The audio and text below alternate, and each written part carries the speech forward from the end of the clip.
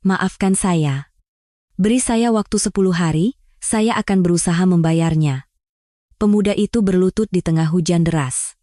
Dia baru saja menabrak sebuah Mercedes-Benz seharga 3 miliar rupiah. Perkiraan biaya perbaikan 100 juta rupiah. Ditambah biaya operasi neneknya 150 juta rupiah. Namun, saldo di rekening Budi, seorang kurir berusia 19 tahun, hanya ada 130 ribu rupiah.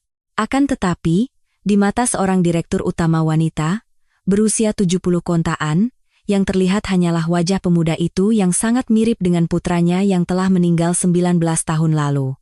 Bagaimana kalung itu bisa ada padamu? Siapakah sebenarnya pemuda ini?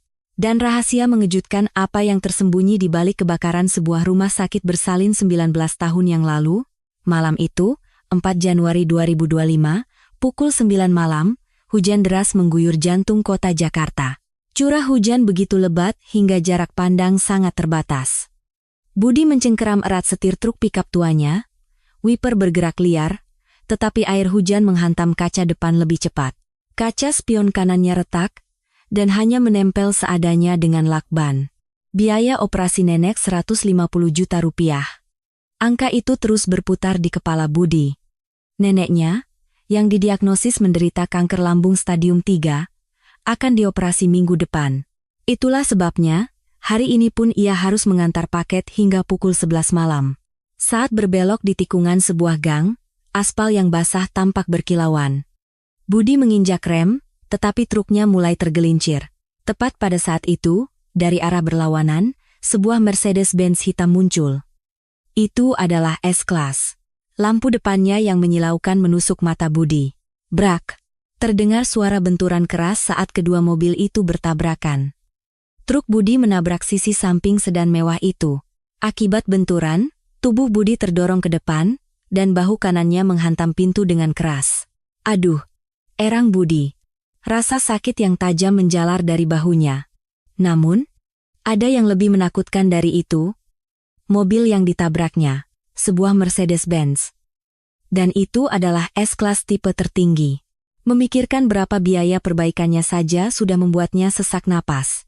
Dengan tangan gemetar, Budi melepaskan sabuk pengamannya.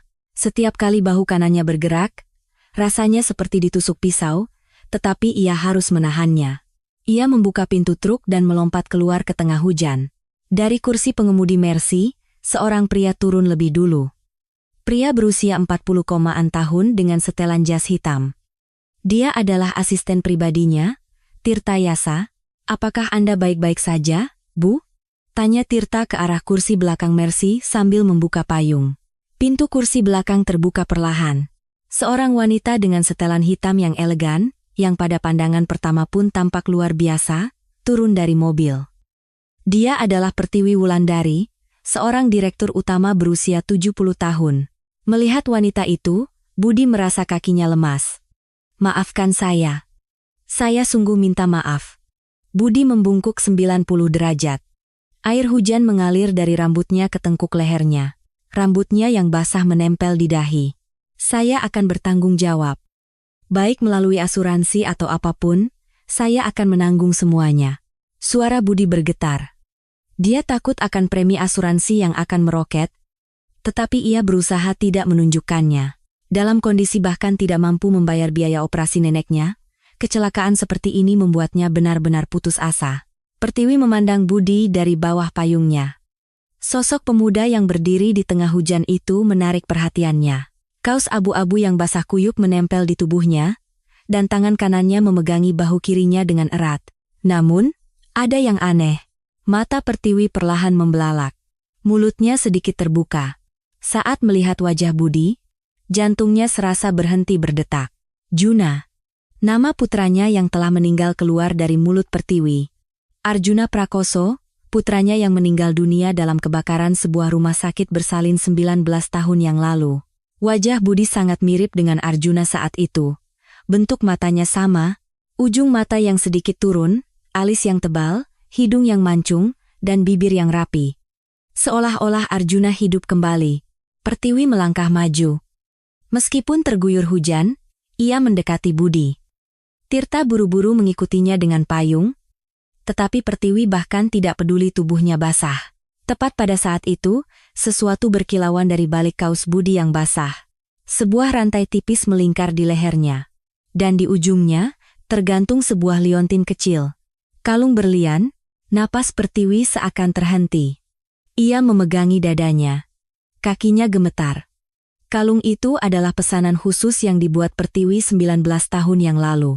Hanya ada 2 di dunia. Satu untuk menantunya, dan satu lagi untuk cucunya yang baru lahir.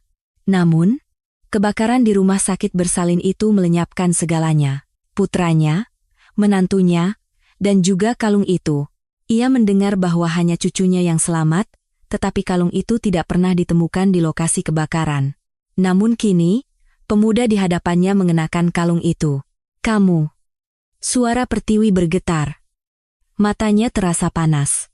Keraguan yang selama 19 tahun terpendam di sudut hatinya tiba-tiba muncul kembali. Perasaan janggal yang selalu ia rasakan setiap kali melihat Dimas. Cucu yang ia besarkan di rumah, sifat dan perilakunya yang sangat berbeda dengan Arjuna. Dan anehnya, Dimas justru semakin mirip dengan Siti, asisten rumah tangganya. Itu adalah kecurigaan yang hanya bisa ia simpan di dalam hati. Namun, karena tidak ada bukti, ia terpaksa memendamnya. Budi merasakan tatapan wanita itu. Sambil menyentuh kalungnya, ia berkata, "Oh, kalung ini peninggalan ibu saya." Mendengar ucapan Budi, jantung Pertiwi berdebar semakin kencang. Peninggalan ibu? Lalu, siapa ibu dari anak ini? Saat ini, pengobatan lebih penting daripada menyalahkan siapa yang salah, kata Pertiwi dengan suara bergetar. Ia menunjuk bahu Budi dan memberi isyarat kepada Tirta. Ayo kita ke rumah sakit, ikutlah dengan mobil kami. Tidak, Bu. Saya tidak apa-apa. Sungguh tidak apa-apa. Tidak apa-apa. Budi menolak, tetapi Pertiwi bersikeras.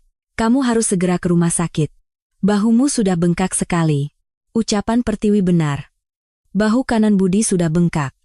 Setiap kali bergerak, wajahnya meringis kesakitan. Akhirnya, Budi masuk ke kursi belakang Mercedes. Ia duduk di samping Pertiwi. Di dalam mobil terasa hangat, dan aroma mewah tercium dari jok kulitnya. Pertiwi terus melirik Budi. Profil sampingnya persis seperti Arjuna, bahkan kebiasaannya menyentuh ujung hidung pun sama. Siapa namamu? Tanya Pertiwi hati-hati. Budi Hartono, Bu. Berapa usiamu? 19 tahun.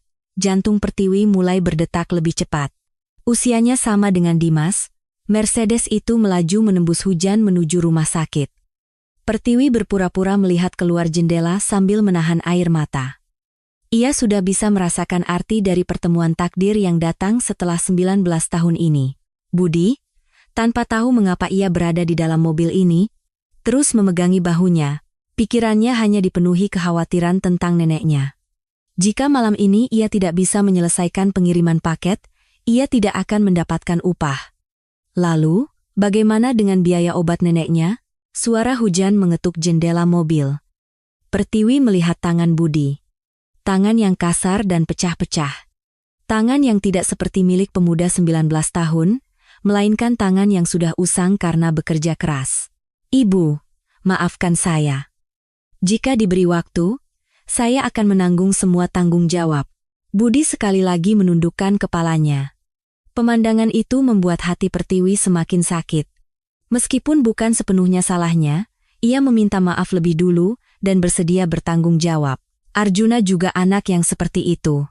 Ia seringkali menanggung kesalahan orang lain. Premi asuransinya pasti akan naik banyak. Gumaman Budi terdengar oleh Pertiwi. Bahu pemuda itu tampak lesu. Melihatnya, Pertiwi mengambil keputusan. Ia harus mencari tahu segalanya tentang anak ini. Dan jika anak ini benar-benar cucunya, ia bersumpah akan mengembalikannya ke tempat yang semestinya. Mercedes berhenti di depan unit gawat darurat rumah sakit. Hujan masih turun deras. Malam takdir itu baru saja dimulai. Ruang gawat darurat rumah sakit terang benderang. Aroma disinfektan menusuk hidung. Budi berdiri di depan loket pendaftaran dan menyebutkan nomor KTP-nya. Tirta Yasa berdiri di sampingnya, mendengarkan. Sebagai asisten pribadi, Ia diperintahkan oleh Pertiwi untuk mencari tahu informasi tentang Budi. Saat memastikan bahwa tanggal lahirnya adalah 5 Januari, ekspresi Tirta menegang. Tanggal lahirnya sama persis dengan Tuan Muda Dimas. Seorang perawat mengantar Budi ke ruang pemeriksaan. Dokter memeriksa bahunya dan menyarankannya untuk röntgen. Untungnya, tulangnya tidak patah, tetapi ligamennya terkilir dan ototnya sangat tegang. Anda tidak boleh melakukan pekerjaan berat selama sekitar 2 minggu. Anda juga harus menjalani fisioterapi. Mendengar ucapan dokter, wajah Budi menjadi muram. Tidak bisa bekerja selama 2 minggu? Lalu bagaimana ia akan mendapatkan uang untuk obat neneknya? Pertiwi menunggu di koridor di luar ruang pemeriksaan. Ia bersandar di dinding dengan mata terpejam. Pikirannya melayang ke hari itu, 19 tahun yang lalu. Kebakaran di rumah sakit bersalin, kematian putra dan menantunya, dan cucunya yang berhasil diselamatkan. Saat itu, ia tidak bisa melihat wajah cucunya dengan jelas. Kebakaran terjadi sebelum jam besuk. Ia tidak punya pilihan selain percaya bahwa bayi yang diserahkan oleh tim medis adalah cucunya. Namun, jika dipikir-pikir sekarang, banyak hal yang aneh. Seiring bertambahnya usia, Dimas semakin mirip dengan Siti. Cara ujung matanya turun saat lelah, kebiasaan dagunya maju saat menahan marah, semua itu persis seperti Siti. Bahkan kebiasaannya menyentuh ujung hidung sebelum mulai berbicara. Pertiwi selalu merasa tidak nyaman setiap kali melihatnya. Namun, ia menenangkan dirinya dengan berpikir bahwa mungkin itu karena Dimas dibesarkan oleh Siti sejak kecil. Ia tidak bisa mencurigai tanpa bukti. "Ibu." Tirta mendekat dengan pelan. Ekspresinya tampak serius. "Baru saja saya konfirmasi, tanggal lahir Budi sama persis dengan Tuan Muda Dimas." Mata Pertiwi terbelalak. Jantungnya berdebar kencang. "Tanggal lahirnya sama?" Suara Pertiwi bergetar. Terlalu banyak kebetulan untuk dianggap sebagai kebetulan semata.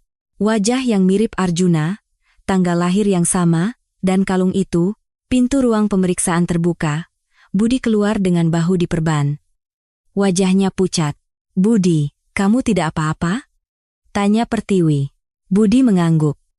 "Iya, Bu. Tidak apa-apa. Biaya pengobatannya."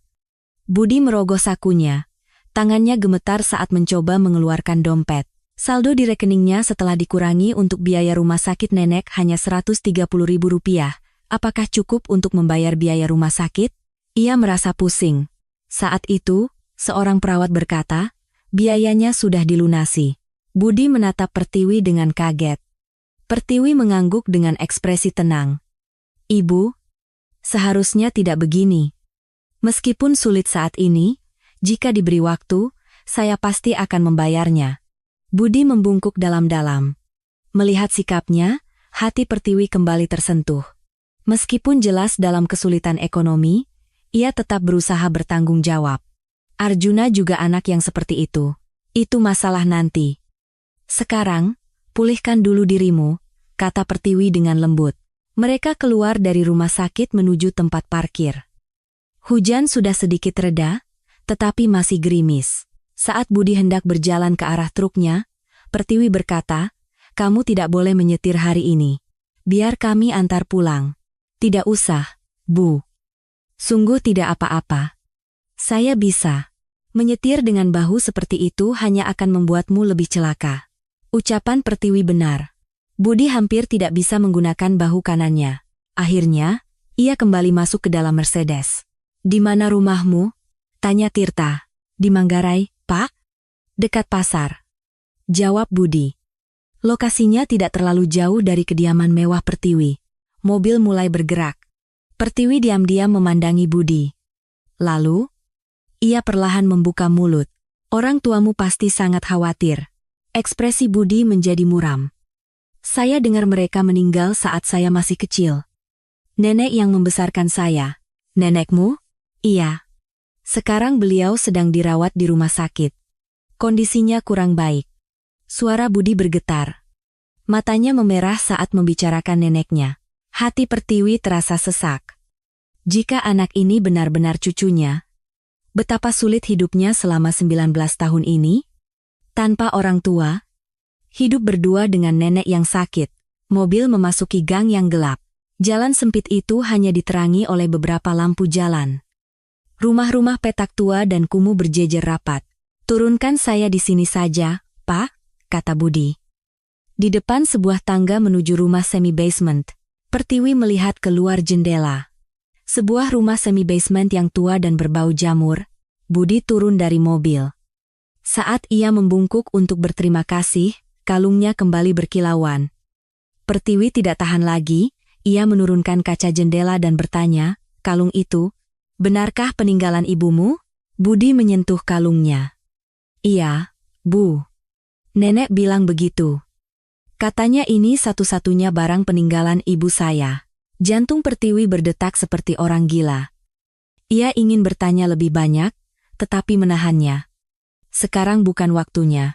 Hati-hati, Budi." "Sampai jumpa lagi," kata Pertiwi. Budi membungkuk dalam-dalam dan menuruni tangga menuju rumahnya.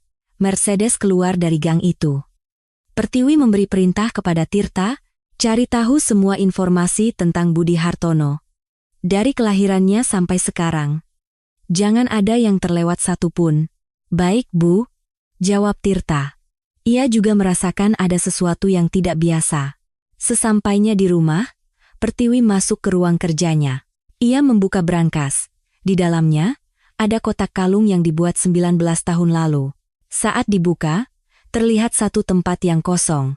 Hanya satu dari dua kalung yang tersisa. Hanya kalung yang ia berikan kepada menantunya yang berhasil ditemukan di lokasi kebakaran dan ia simpan. Pertiwi mengangkat kalung yang tersisa. Desainnya persis sama dengan yang dipakai Budi. Hanya ada dua di dunia.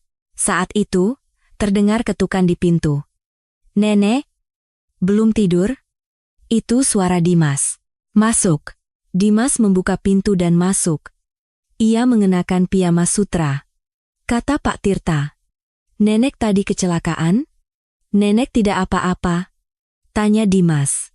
Pertiwi memasukkan kalung itu kembali ke kotaknya dan menjawab, "Tadi ada kecelakaan kecil." "Bukan apa-apa." "Kecelakaan? Nenek tidak terluka, kan?" Dimas bertanya dengan cemas.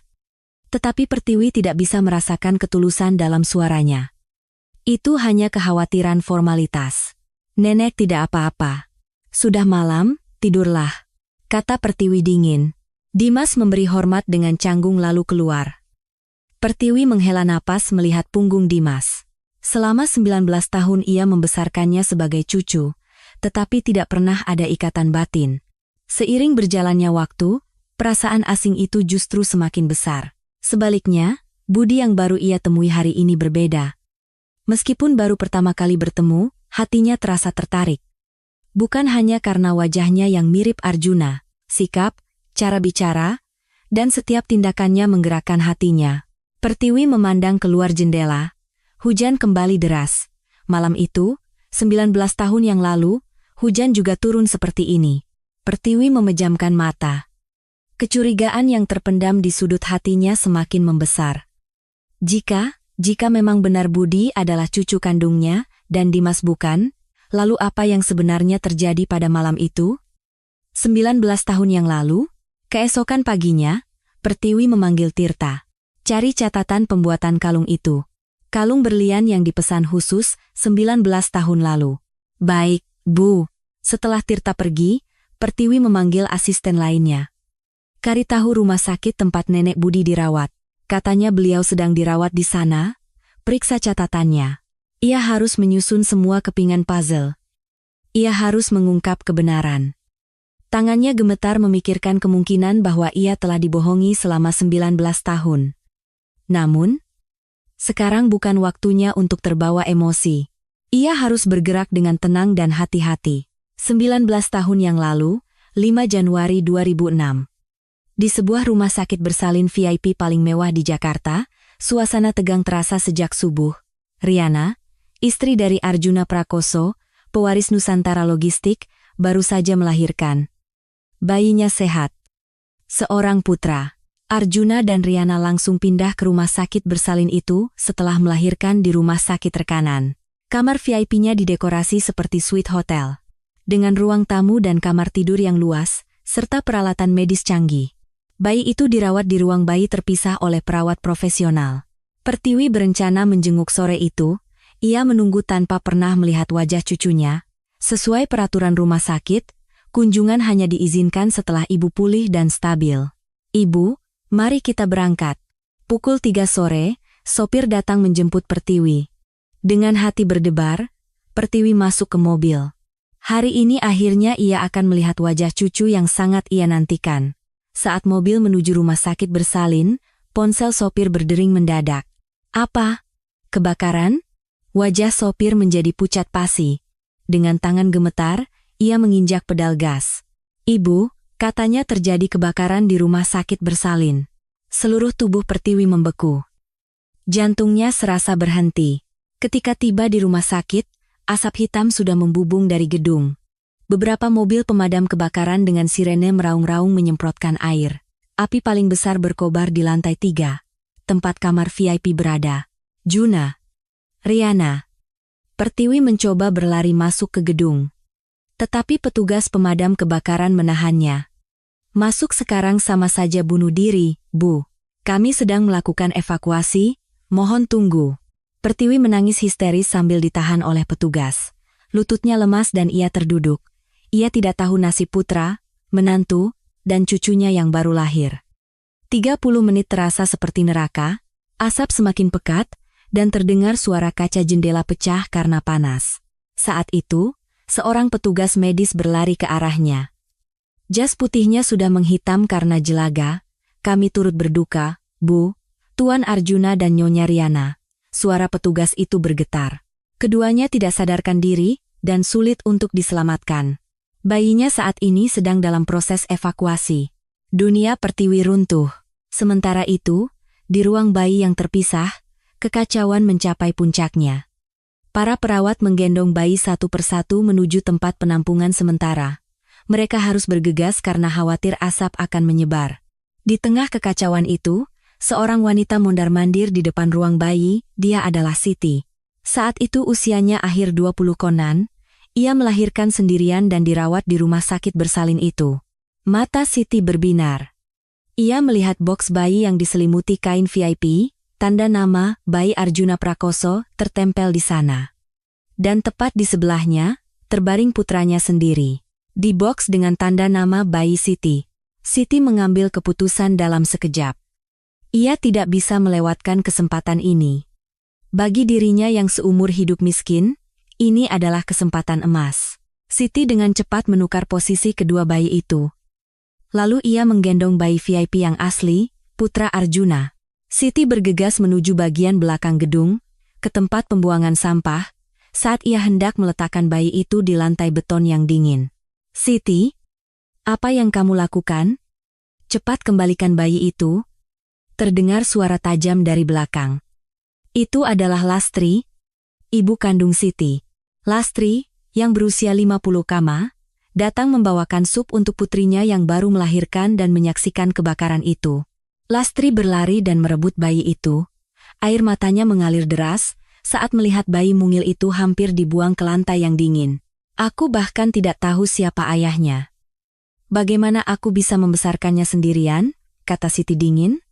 Lastri mengira Siti ingin membuang anak kandungnya sendiri karena tidak ingin hidup sebagai ibu tunggal. Ia sama sekali tidak tahu bahwa Siti sudah menukar bayi. "Kamu tega mau membuang anak yang sudah kamu kandung 9 bulan di jalanan? Apa kamu sudah gila?" teriak Lastri. Suaranya membelah udara. "Aku juga ingin hidup lega. Jangan ikut campur urusanku dengan alasan kau ibuku, kalau kau bahkan tidak bisa membantuku." Suara Siti hanya dipenuhi dingin.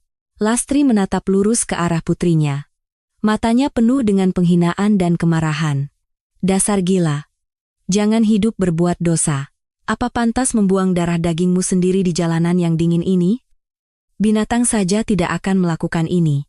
Lastri mengambil napas dalam-dalam. Lalu ia memutuskan, "Mulai hari ini, kamu sudah mati bagiku. Anggap saja ibumu juga sudah mati, dan jangan pernah menghubungiku seumur hidupmu." Setelah mengucapkan itu, Lastri memeluk erat bayi itu. Ia pergi meninggalkan rumah sakit bersalin tanpa menoleh ke belakang. Lastri membawa bayi itu pulang ke rumahnya. Sebuah rumah semi-basement kecil di Manggarai. Ruangan itu lembab dan berbau jamur, Tetapi ia berusaha memberikan yang terbaik untuk bayi itu. Kasihan sekali kamu, nak. Hampir dibuang sebelum sempat merasakan ASI ibumu, Lastri membungkus bayi itu dengan hangat. Saat itu, ia melihat sesuatu yang melingkar di leher bayi. Kalung berlian. Apa ini? Sepertinya mahal. Lastri terkejut melihat kalung itu. Ia mengira itu adalah hadiah dari putrinya, sebagai sisa nuraninya yang terakhir. Mungkin ini satu-satunya hadiah dari ibumu untukmu. Nenek akan menyimpannya baik-baik. Lastri menamai bayi itu Budi Hartono, menggunakan nama belakangnya sendiri. Sementara itu, Siti kembali ke ruang bayi. Ia berdiri di samping box VIP tempat putranya terbaring dan pura-pura panik. "Tolong, ada bayi di sini," teriak Siti. Para perawat berlari mendekat. "Ini bayi VIP, harus segera dievakuasi." Tertipu oleh akting Siti, para perawat buru-buru menggendong bayi itu. Di tengah kekacauan, tidak ada yang tahu kebenarannya. Ada laporan bahwa beberapa tanda nama bayi tertukar saat evakuasi, tetapi tidak ada yang mencurigai Siti telah menukarnya. Keesokan paginya, api berhasil dipadamkan, tetapi rumah sakit bersalin itu sudah menjadi puing-puing. Pertiwi menunggu semalaman di rumah sakit. Ia menangis meraung-raung di depan jenazah putra dan menantunya. Saat itu, seorang dokter mendekat. "Ibu, bayinya selamat." Pertiwi menyeka air matanya dan bertanya, "Bisakah saya melihat cucu saya?" "Tentu, mari ikut saya." Di tempat yang ditunjukkan dokter, seorang bayi terbaring. Semua orang percaya itu adalah putra Arjuna.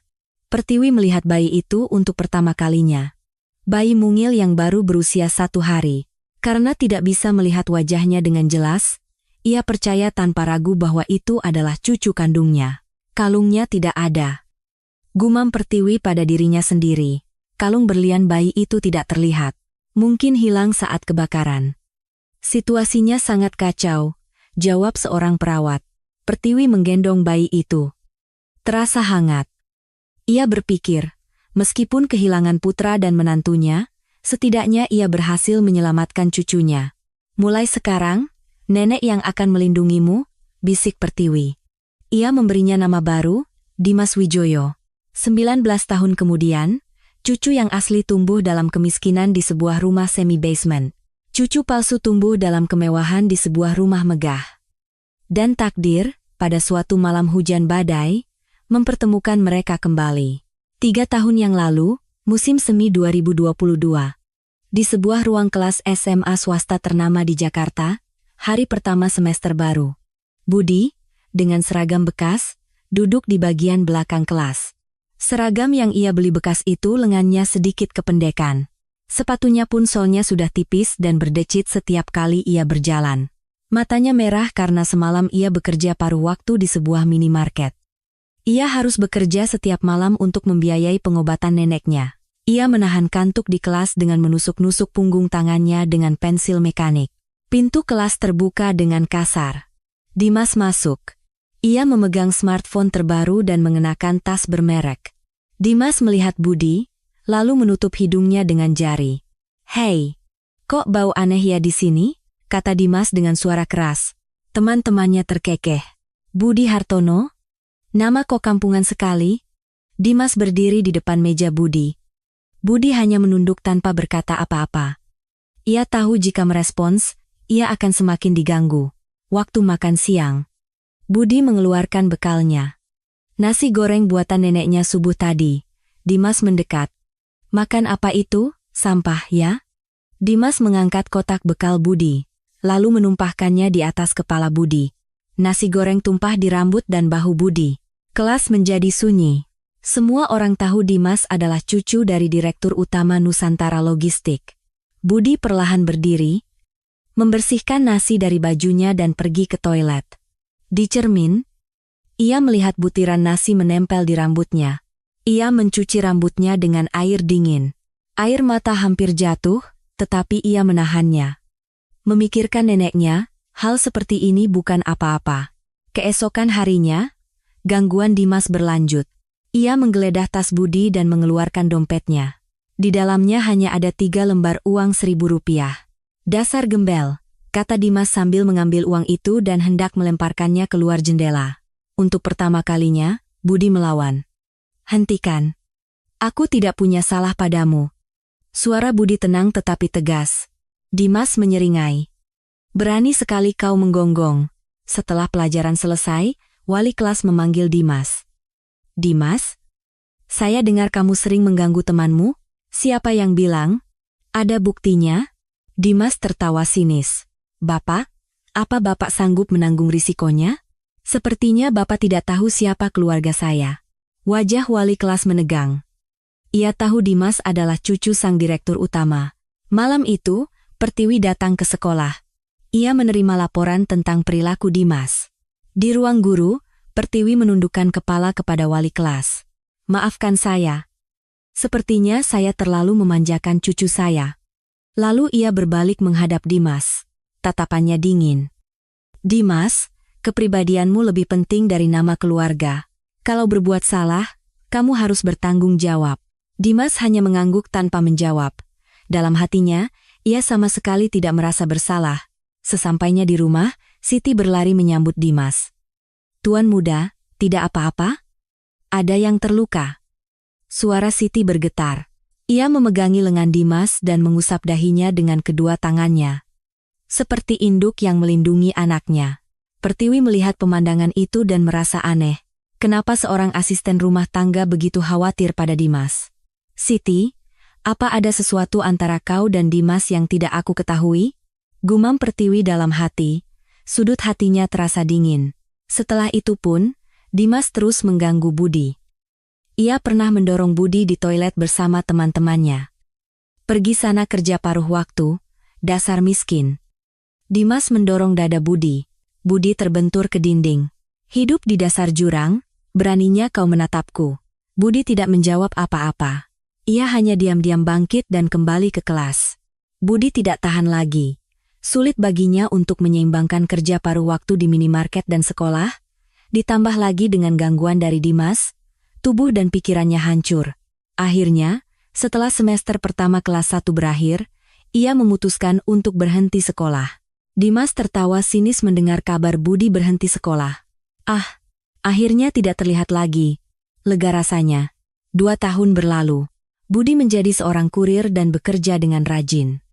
Dari subuh hingga larut malam, ia mengantar barang sambil merawat neneknya. Sementara Dimas, meskipun masih SMA, tidak pernah belajar. Setiap hari ia minum-minum, pergi ke klub, dan menghambur-hamburkan uang.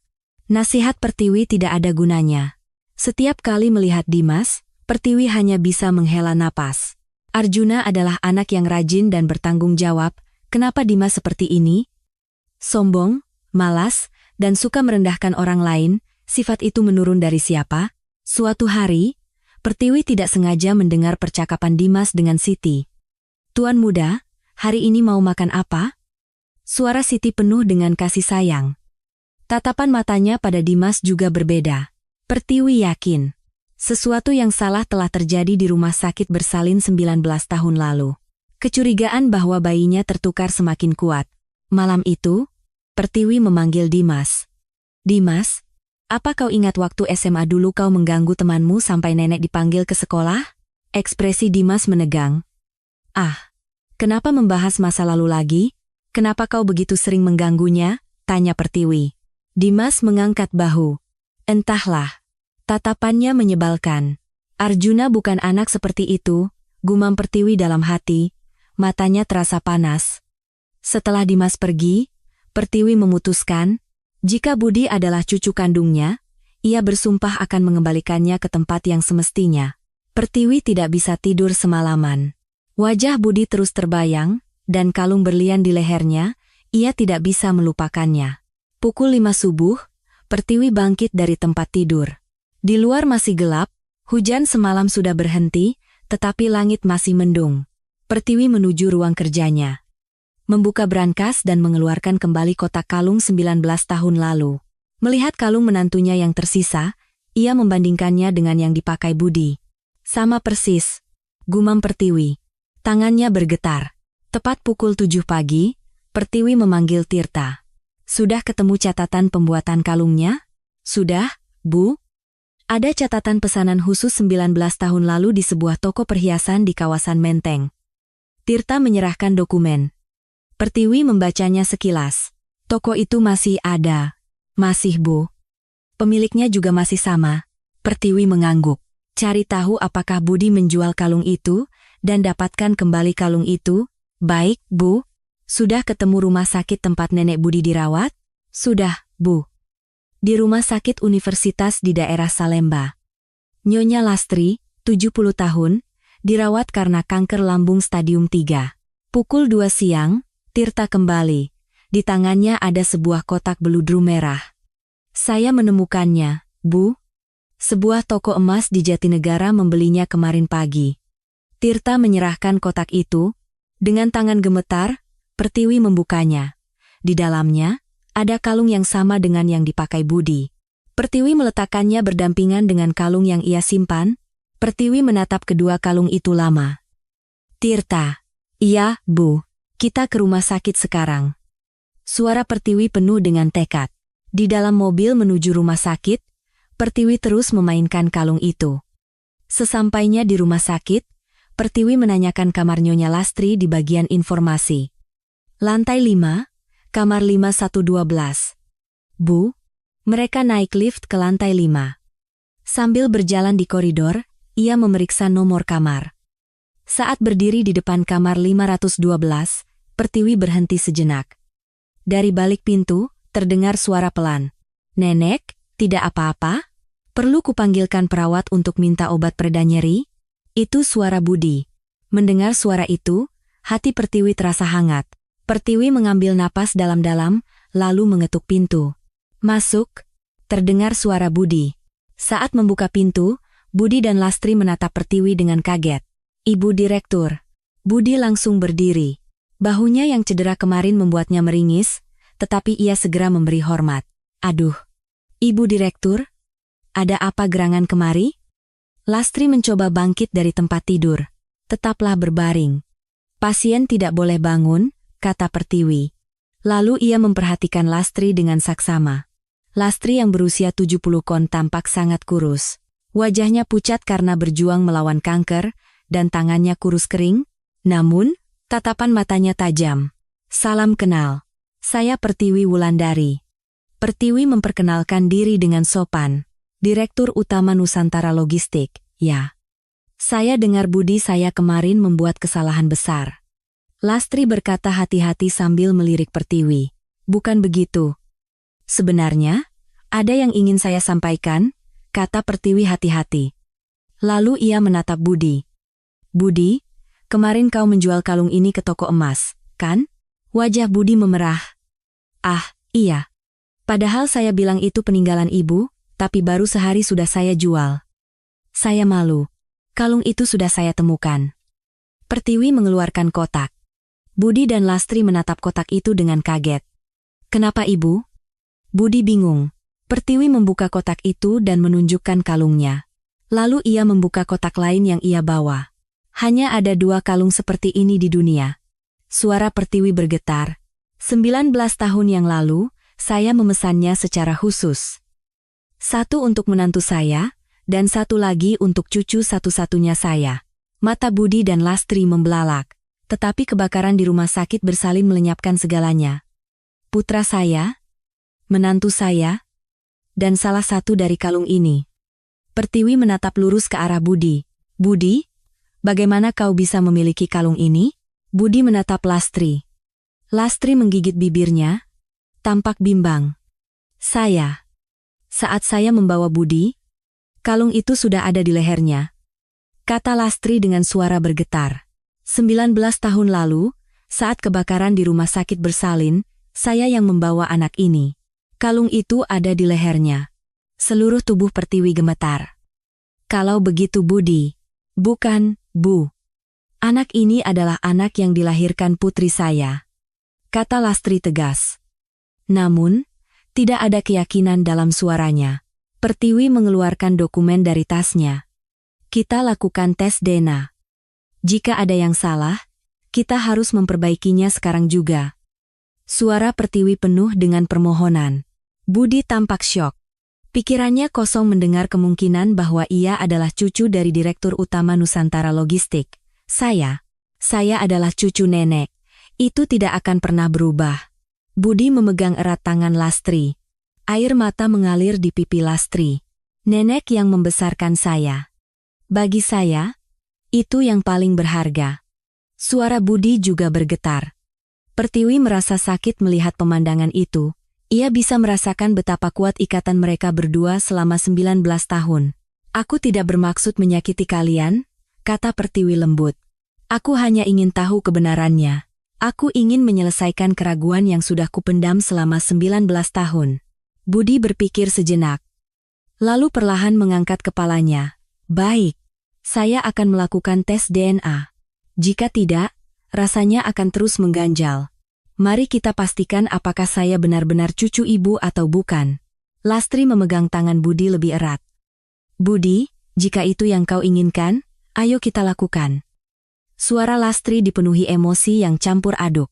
Ketakutan bahwa jika Budi benar-benar cucu sang direktur, ia mungkin akan meninggalkannya.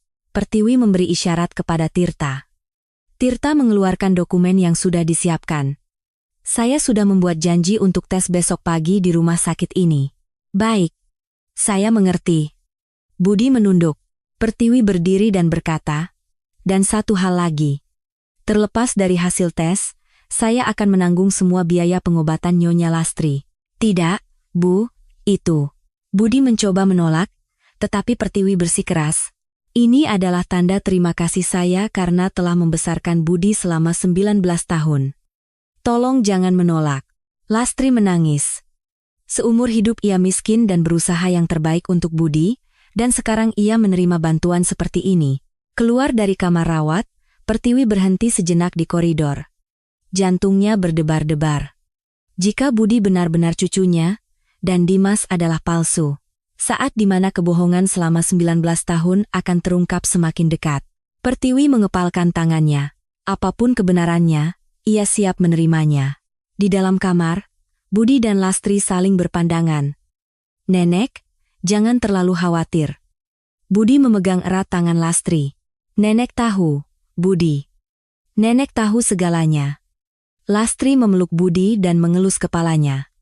Namun, di sudut hatinya, ada rasa cemas yang tak kunjung hilang. Besok, semua kebenaran akan terungkap. Keesokan paginya, pukul 9. Di depan laboratorium tes genetika rumah sakit, Pertiwi dan Budi berdiri berdampingan. Keduanya tidak berbicara sepatah kata pun. Ketegangan memenuhi udara, pintu laboratorium terbuka. Seorang dokter berjas putih keluar. Ibu Pertiwi, Saudara Budi, silakan masuk. Keduanya masuk ke laboratorium. Dokter merapikan dokumen di mejanya dan berkata, hari ini kita hanya akan mengambil sampel darah. Hasilnya akan keluar dalam 3 hari. Seorang perawat menyiapkan jarum suntik. Pertama, Pertiwi menyingsingkan lengan bajunya. Darah merah mengalir ke dalam tabung reaksi. Berikutnya giliran Budi. Dengan tangan gemetar, Budi menyingsingkan lengan bajunya. Saat jarum menembus kulitnya, Budi memejamkan mata. Selesai. 3 hari lagi, pukul 10 pagi, kami akan menghubungi Anda untuk hasilnya, kata dokter. Keluar dari laboratorium, keduanya berhenti sejenak di koridor. Budi. Pertiwi membuka suara lebih dulu. Jangan terlalu cemas menunggu hasilnya. Apapun hasilnya, kamu tetaplah kamu. Budi mengangguk. Tetapi hatinya sudah seperti diterpa badai. Setelah tes selesai, Pertiwi memerintahkan penyelidikan lebih lanjut melalui kantornya. Ibu, kami menemukan seorang perawat yang bekerja saat kebakaran rumah sakit bersalin 19 tahun lalu, lapor Tirta.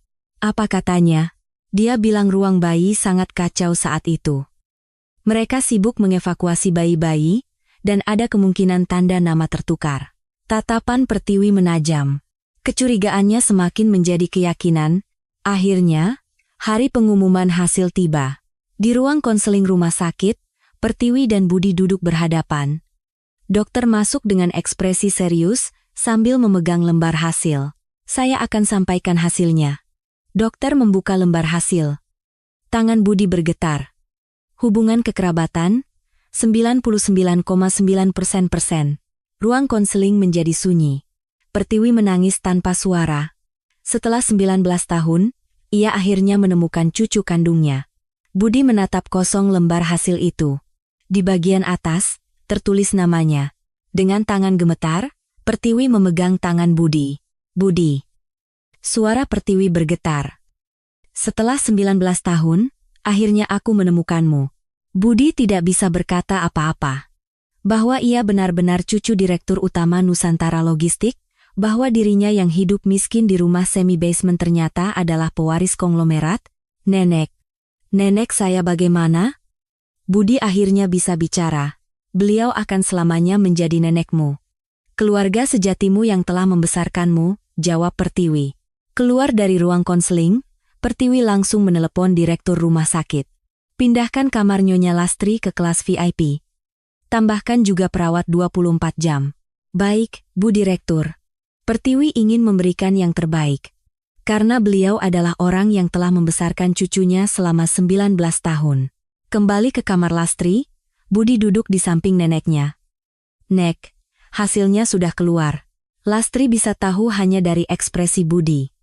Ya. Ternyata kamu memang cucu kandung Ibu Direktur. Suara Lastri dipenuhi campuran antara kegembiraan dan ketakutan. Nenek akan selamanya menjadi nenekku. Itu tidak akan pernah berubah. Budi memegang erat tangan Lastri. Hasil tes tidak akan mengubah fakta bahwa nenek adalah nenekku. Nenek adalah keluargaku selamanya. Apapun yang terjadi. Air mata mengalir di pipi Lastri. Tapi sekarang, kau harus kembali ke tempatmu. Nenek sudah cukup merepotkanmu selama 19 tahun. Nenek minta maaf hanya bisa membuatmu susah. Sekarang, hiduplah dengan baik, dan dapatkan semua yang seharusnya menjadi milikmu. Lastri memegang tangan Budi, dan terus menepuknya. Pada saat yang sama, di kediaman mewah, Dimas merasa cemas. Nenek aneh sekali akhir-akhir ini, gumamnya. Selama beberapa hari terakhir, sikap Pertiwi berubah total. Tatapannya menjadi dingin, dan mereka hampir tidak pernah berbicara. Sepertinya ada sesuatu yang terjadi. Dimas memandang keluar jendela, rasa cemasnya semakin menjadi. Malam tiba. Pertiwi sedang berbicara dengan pengacaranya di ruang kerja. Siapkan semua dokumen terkait warisan, dan urus juga prosedur koreksi akta kelahiran. Baik, Bu. Jadi kita akan mendaftarkan Saudara Budi Hartono sebagai pewaris resmi? Benar. Pertiwi menutup telepon dan memandang keluar jendela. Sekarang saatnya untuk memperbaiki segalanya. Saat itu, terdengar ketukan di pintu. Nenek, ini aku. Itu suara Dimas. Masuk. Dimas membuka pintu dan masuk. Ekspresinya muram. Nenek, ada apa akhir-akhir ini? Aku jarang sekali melihat nenek. Tanya Dimas. Pertiwi menatap Dimas dengan dingin.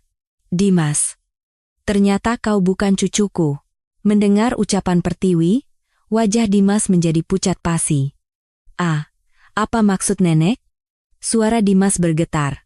Hasil tes DNA sudah keluar. Dimas terduduk di tempat, kakinya lemas. Lalu, aku ini siapa? Selama 19 tahun ini, aku ini apa? Suara Dimas pecah. Kau tidak bersalah. Tapi tetap saja, yang bukan, tetaplah bukan. Pertiwi menatap Dimas dengan tatapan dingin. Sementara itu, di rumah sakit, Tirta membawa hasil penyelidikan tambahan. Ibu, rekaman CCTV saat kebakaran rumah sakit bersalin semuanya hancur, tetapi kami menemukan satu keanehan. Apa itu? Siti berada di rumah sakit bersalin pada hari itu. Mata Pertiwi terbelalak. Siti, asisten rumah tangga kita? Benar. Dia juga melahirkan pada hari yang sama. Dan anehnya, bayinya tercatat meninggal dunia. Seluruh tubuh Pertiwi gemetar. Semua kepingan puzzle kini menyatu. Jadi Siti yang menukar bayinya? Berdasarkan situasinya, kemungkinannya sangat tinggi. Pertiwi mengepalkan tangannya. Siti, yang telah menipunya selama 19 tahun dan bekerja di samping Dimas, dialah sumber dari semua tragedi ini. Malam semakin larut. Di kamar rumah sakit, Budi menjaga Lastri. Budi, sekarang kau harus menjalani hidupmu sendiri, kata Lastri dengan lemah sambil tersenyum. Budi mengangguk. Tetapi hatinya campur aduk. Hidupnya berubah total dalam semalam. Di luar jendela, Hujan mulai turun lagi. Seperti malam itu, 19 tahun yang lalu. Malam takdir dimulai kembali. Keesokan paginya setelah hasil DNA dikonfirmasi, Pertiwi bersama Tirta di ruang kerjanya membuka kembali berkas kasus kebakaran rumah sakit bersalin 19 tahun lalu. Lakukan penyelidikan ulang secara menyeluruh, cari semua orang yang ada di rumah sakit saat itu, baik ibu melahirkan, petugas kebersihan, siapapun, jangan ada yang terlewat satupun. Suara Pertiwi tegas. Seminggu berlalu. Tim investigasi mulai mengumpulkan kesaksian. Ibu, kami menemukan salah satu ibu yang melahirkan saat itu, lapor Tirta sambil menyerahkan laporan. Kesaksiannya mengejutkan. Di tengah asap, kami membawa bayi satu persatu ke tempat aman. Tapi ada seorang wanita yang bukan petugas, menangis di depan ruang bayi. Tatapan Pertiwi menajam. Ada juga kesaksian dari ibu lain. Selama evakuasi, tanda nama bayi tertukar, jadi para perawat terus melakukan pengecekan.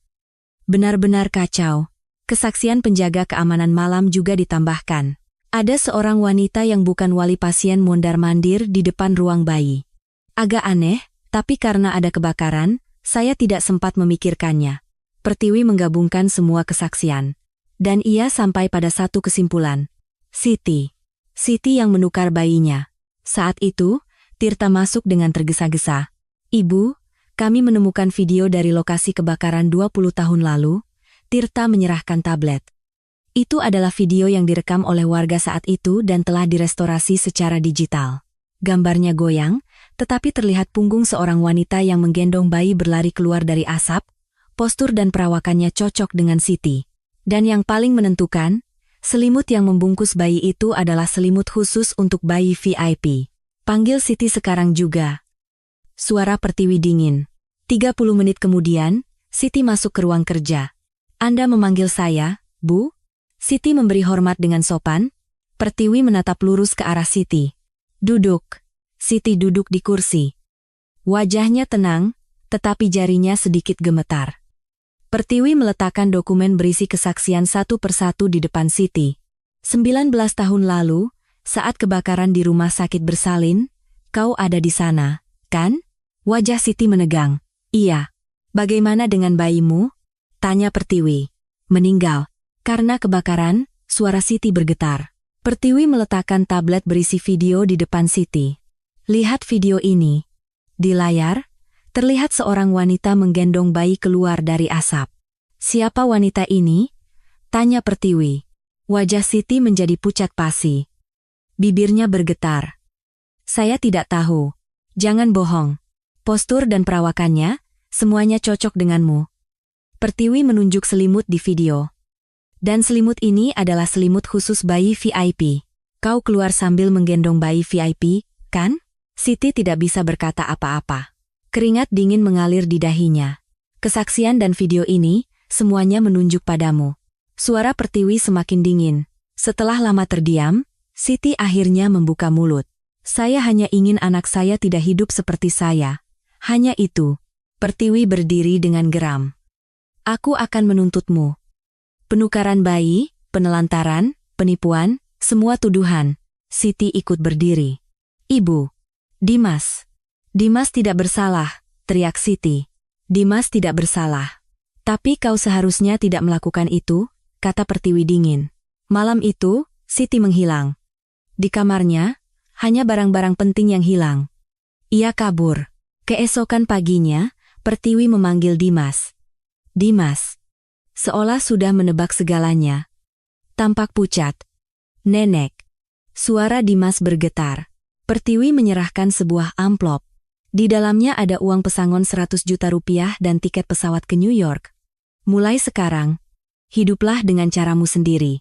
Suara Pertiwi tanpa emosi. Lalu aku ini siapa? Selama 19 tahun ini, aku ini apa? Dimas menangis meraung. Pertiwi tidak menjawab. Ia hanya membalikkan badan.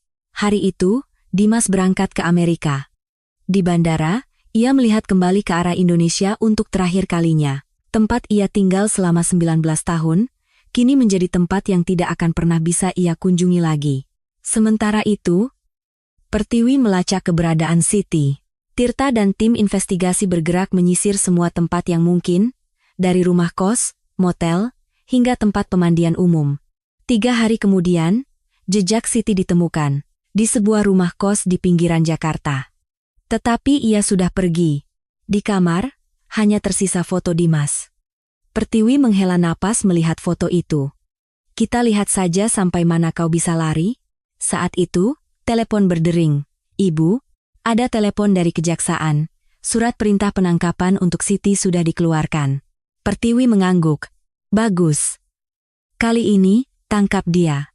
Pada saat yang sama, di rumah sakit, Budi sedang berbicara dengan Lastri. Nek, sepertinya aku harus pindah ke rumah ibu direktur. Lastri memegang tangan Budi. Baguslah. Syukurlah. Tapi Nenek tidak apa-apa. Rumah sakit di sini bagus, perawatannya juga baik. Lastri memaksakan senyum.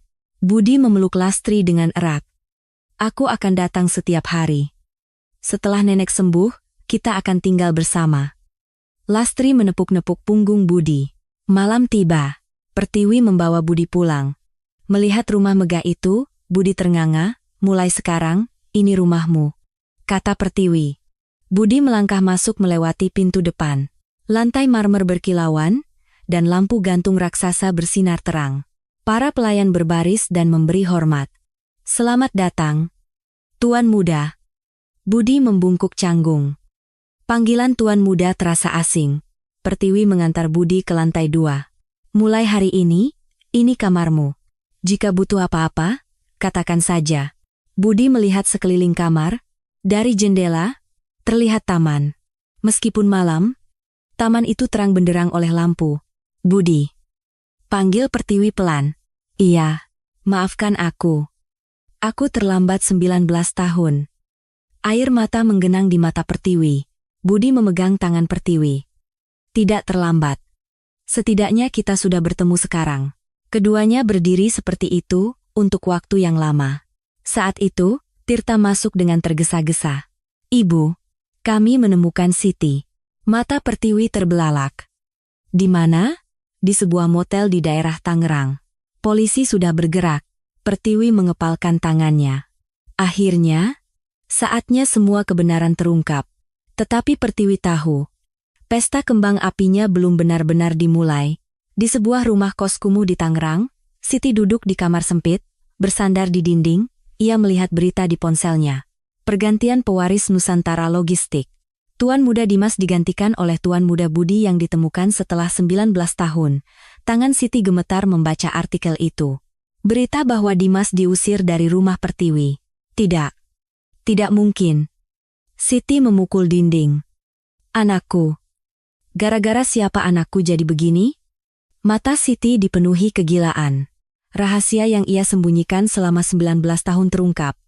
Dan akibatnya, putranya kehilangan segalanya.